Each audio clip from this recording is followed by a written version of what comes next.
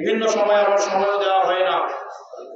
অনেক সময় যেহেতু ছোট দল শুরু করেছি 6 দিয়ে, কিন্তু খুব শীঘ্রই এই সংখ্যা 160-এ পরিণত হবে।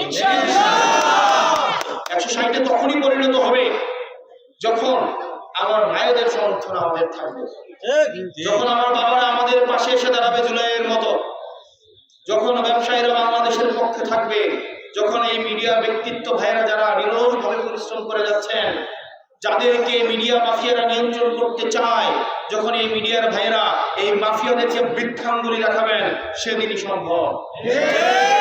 যেদিন আমার প্রশাসনের ভাইয়েরা তারা যেদিন মনে করবেন এই ভবিষ্যতের এই বাংলাদেশটা তাদের সন্তানদের জন্যই নিরাপদে রেখে যেতে হবে, সেদিনই 160টা সিট আমাদের এই সংসদে সম্ভব।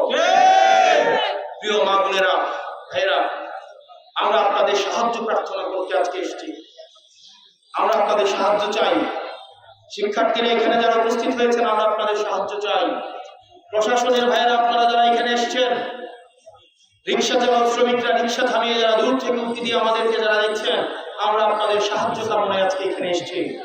আমাদের এই সংগঠনটা হাঁটি হাঁটি পা করে দেশের বিভিন্ন প্রান্তরে, আমাদের ব্যবসায়িকদের সমর্থন নাই, আমাদের মিডিয়া মাফিয়াদের কাছে গিয়ে আমরা সিদ্ধা দিব না। আমরা কোনো মিডিয়া যারা অলিগার বর্জুয়া শ্রেণী, তাদের কাছে গিয়ে আমরা আমাদের রাজনীতিকে বর্গা দিব না।